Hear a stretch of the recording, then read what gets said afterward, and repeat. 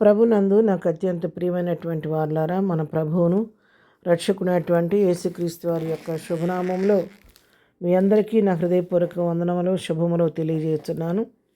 ఉదయకాల సమయంలో దేవుని వాక్యాన్ని ధ్యానం చేసుకున్నాము.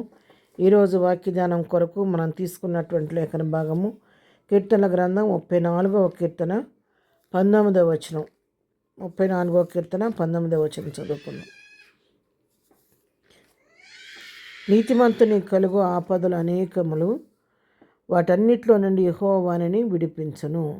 దేవుని నామమునకు మహిమ కలుగును గాక. ఇక్కడ వాక్య భాగం మనతో తేటగా మాట్లాడుతుంది. నీతిమంతునికి కలిగే ఆపదలు అనేకములుగా ఉంటాయి, కానీ వాటన్నిటిలో నుండి యెహోవా వానిని విడిపిస్తాడన్న సత్యాన్ని ఇక్కడ వాక్యం మనకు తెలియజేస్తుంది. ఎందుకంటే ఎవరైతే నీతి కొరకు ఆకలి దప్పులు గల ఉంటారో వారి మీద లోకం ఎప్పుడు కూడా వ్యతిరేకంగా ఉంటుంది. నీతి కొరకు నిలబడే వారి మీద దాడి ఎక్కువ జరుగుతూ ఉంటుంది అన్నమాట.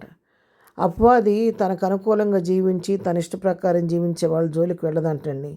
ఎవరైతే మరి దేవుని చిత్తాన్ని అనుసరించి ప్రభువు తగినట్టుగా జీవించాలని ఆశ కలిగి నీతి కొరకు జీవించాలని ఒక తీర్మానంతో బ్రతుకుతారో వాళ్ళ గురించి ఎక్కడలేని తలనొప్పంట అపవాదికి. అది ఎట్లయినా సరే వీళ్ళ నీతి మార్గం నడవకుండా వీళ్ళని తప్పించాలి, వాళ్ళ క్రీస్తు నుంచి ఎట్లయినా దూరం చేయాలి, ఏదో ఒక విధంగా వీళ్ళు పడిపోయేటట్టు చేయాలి, వీళ్ళ సాక్ష్యాన్ని పడగొట్టాలని పదే పదే పదే పదే మన మీద దాడి చేస్తూ ఉంటుందంట. దాడి చేసి ఏ విధమ చేతనైనా మనల్ని ప్రభువు నుంచి దూరం చేసి మన భక్తి విశ్వాసం తొలగించాలని, మన నీతి మార్గంలో తప్పించడానికి కానీ ఎన్నో విధాలుగా శతవిధాల ప్రయత్నం చేస్తూ ఉంటుందంట. మరి ఆ విధంగా చేస్తున్నప్పుడు మనం చేయవలసింది ఒక్కటే, మన ప్రభు సన్నిధికి వెళ్ళి ప్రభు సన్నిధిలో, ప్రభువా ఈ శోధన నుంచి నువ్వే నన్ను తప్పించగలిగినవాడు కాబట్టి నీ హస్తాలను నన్ను అప్పగించుకుంటున్నాను, దీన్ని జయించే కృప నాకు మనం అడిగితే దేవుడు ఆ శోధన జయించే కృప మనకు అనుగ్రహిస్తాడు. 34వ కీర్తనలోని 17వ వచనం చదువుకున్నట్లయితే, నీతిమంతులు మొరపెట్టగా యెహోవా ఆలకించును, వారి శ్రమలన్నిటిలో నుండి వారిని విడిపించును. అవును, ఎవరైతే నీతివంతులయ్యుండి ప్రభు సహాయం కొరకు వేడుకొని మరి ఆయన సన్నిధిలో మొరపెట్టుకుంటారు, వారి మొరలు ఆయన ఆలకిస్తాడు, వారి శ్రమలన్నింటిలో నుండి ఆయన తప్పిస్తాడు. ఎందుకంటే విరిగి నలిగిన హృదయాన్ని ఆయన ఎల్లడూ కూడా అలక్ష్యం చేసే దేవుడు కాదు. విరిగిన హృదయం గలవారికి ఆయన ఆసనుడుగా ఉంటాడు, నలిగిన మనసు గలవారిని ఆయన రక్షిస్తూ ఉంటాడు. కాబట్టి మనం ఆయన దగ్గరికి వెళ్ళి సహాయం వేడుకున్నప్పుడు తప్పకుండా ప్రభు మన పక్షంగా ఉండి మన శ్రమలన్నింటిలో నుండి తప్పిస్తాడు. అందుకే 34:6లో కూడా మనం చదువుకుంటే, ఈ దీనుడు మొరపెట్టగా యెహోవా ఆలకించెను, అతని శ్రమలన్నింటిలో నుండి అతన్ని రక్షించెను.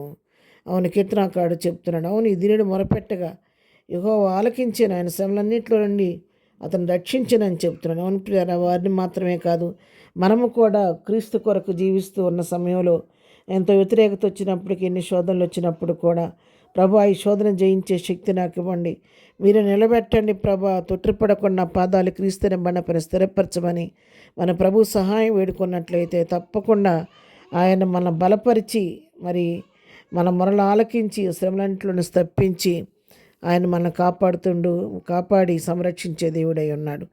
ఎందుకంటే క్రీస్తు మనకంటే ముందుగా ఎన్నో శ్రమలు అనుభవించి ఆయన మనకు మాదిరి ఉంచిపోయాడు. కాబట్టి ఆయన బిడ్డలమైన మనకు శ్రమలు రావటంలో, శోధనలు రావటంలో పెద్ద వింతేమీ లేదు. కాబట్టి మన ప్రభు నడిచినటువంటి మార్గంలో నడుస్తూ ప్రభు మనం ముందుంచిన పందె ప్రాంగంలో విశ్వాసంలో ముందుకు సాగిపోదాం. అలాంటి కృపా ధన్యత ప్రభు మనకందరికీ దయచేయను గాక. ఆమేన్. ప్రార్థన చేసుకుందాం. ప్రేమగలిగిన తండ్రి, పరిశుద్ధుడా నీ కొందనాలు నాయన. ఉదయకాలం మాకు ఇచ్చినటువంటి ఈ శ్రేష్టమైన వాక్య భాగాన్ని బట్టి నీ కొందనాలు. అవును ప్రభా, నీతిమంతుడికి ఆపదలు అనేకంగా కలుగుతాయి, కానీ వాటన్నిటిలో నువ్వు విడిపించడానికి శక్తి కలిగిన దేవుడివైనందుకు నీ కొందనాలు.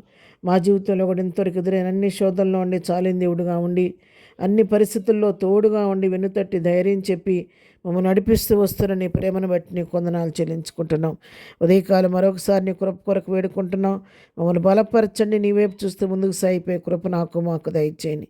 ఎదిన దీవెలతో నింపి నడిపించండి, బలహీన నుండి స్వస్థపరచండి, కృంగిన వారిని లేవనెత్తండి, గుండె చెదిన వారిని బాగు చేయండి, సమస్యలను వారిని విడిపించండి, సమస్యలతో శోధనలతో శ్రమలతో కట్టబడుతున్న వారిని ఆదరించండి, పైకి లేవనెత్తండి నాయన. ఏదైనా బర్త్డే మ్యారేజ్ చేసుకున్న బిడ్డలను దీవించండి.